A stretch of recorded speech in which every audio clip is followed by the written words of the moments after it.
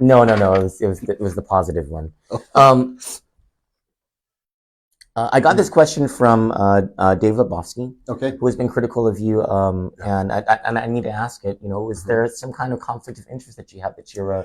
I don't think that Mr. LUBOFSKY, he went through a personal tragedy, and I won't say any more than that, but it was a tragedy that affected him quite deeply.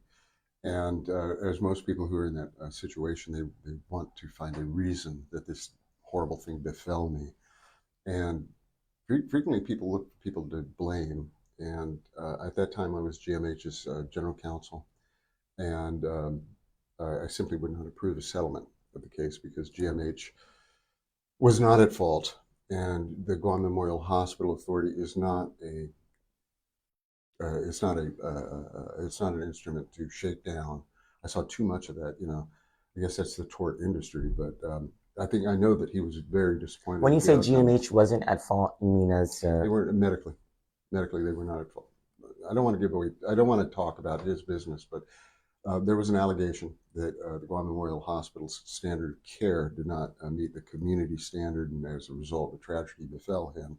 Is there a difference between the agency and the actual staff who? These were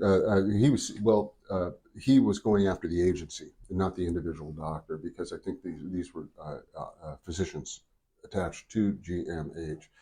But it was just an unfortunate situation in which this person received the best possible care. And it is very true that hospitals are places of life, but they are also places of death. And it is not anybody's fault.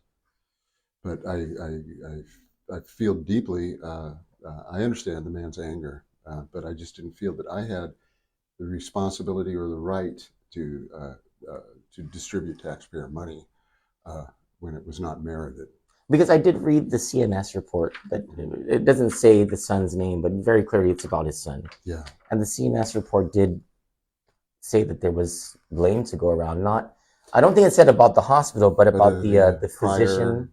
Well, you see, that Mr. LUBOFSKY had to deal with two groups of physicians, and unfortunately, it's awkward talking about it. The situation was so dire and so unlikely to be resolved in a positive way.